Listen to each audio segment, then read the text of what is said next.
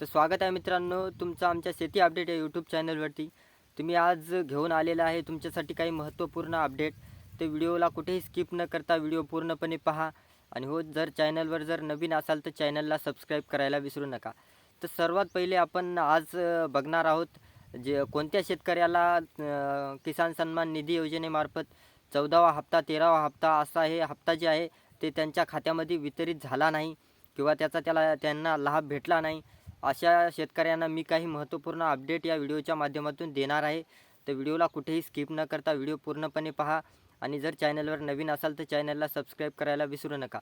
तर चला तर व्हिडिओ सुरू करूया। तर सर्वात पहिले आपण पाहणार आहोत की कोणत्या शेतकऱ्याला 14वा हप्ता वितरित झाला नाही आणि कशामुळे झाला नाही ही सर्व अपडेट व्हिडिओच्या माध्यमातून देणार आहे।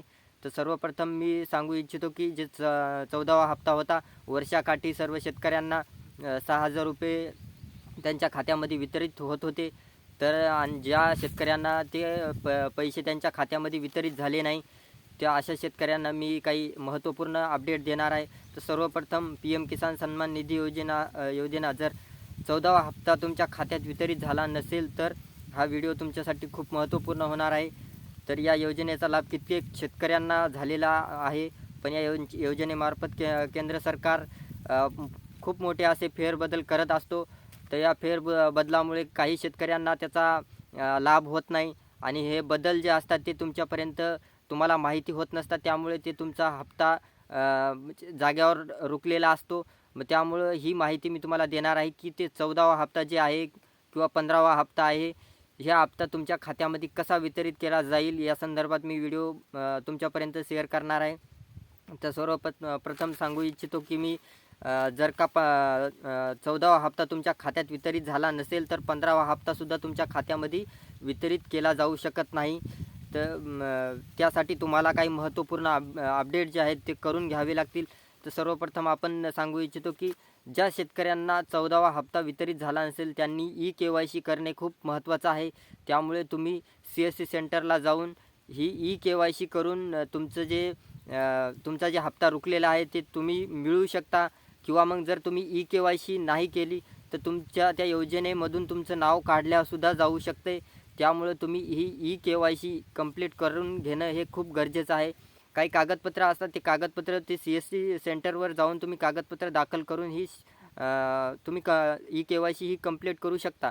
जर का ही KYC तुम्ही जर कंप्लीट नाही केली तर तुम्हाला जे 14वा हप्ता आणि 15वा हप्ता या हप्त्याचा लाभ होऊ शकत नाही किंवा याच्या व्यतिरिक्त तुमचं त्या योजनेमधून नावसुद्धा बाहेर काढल्या जाऊ शकते।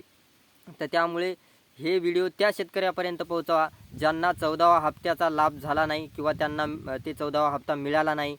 तर येणारा जे आहे 15वा हप्ता आहे त्यांना त्याचा लाभ होईल। KYC ही कंप्लीट करून घेणं खूप महत्त्वपूर्ण गरजेचं आहे आणि केंद्र सरकार या योजनेमार्फत खूप मोठे फेरबदल करत असतो। त्यामुळे या फेरबदलामुळे काही शेतकऱ्यांना त्यांना माहिती नसतं की काय करावं लागेल। त्यामुळे ही KYC जर तुम्ही कंप्लीट केली तर तुम्हाला 15वा हप्ता तुमच्या खात्यामध्ये वितरित केला जाऊ शकतो। तर सर्वप्रथम सर्वांना एक सांगू इच्छितो की मी तुम्हाला जर का आमचा व्हिडिओ आवडला असेल तर व्हिडिओला लाईक आणि चॅनलला सबस्क्राईब करायला विसरू नका। असेच नवीन विडिओ आमच्या चॅनलवर तुम्हाला बघायला मिळतील। शेती संदर्भात मी खूप सारे व्हिडिओ घेऊन येत असतो। हळदीचे बाजारभाव खूप सारे बाजारभाव असे या शेती अपडेट या यूट्यूब चॅनलवर मी डेली घेऊन येत असतो आणि असेच शेती संदर्भात काही महत्त्वपूर्ण अपडेटसुद्धा मी तुमच्यासाठी घेऊन येत असतो। तर मग नक्की चॅनलला सबस्क्राईब करा आणि व्हिडिओ आवडला असेल तर व्हिडिओला लाईक आणि चॅनलला सबस्क्राईब करायला विसरू नका। धन्यवाद। जय हिंद।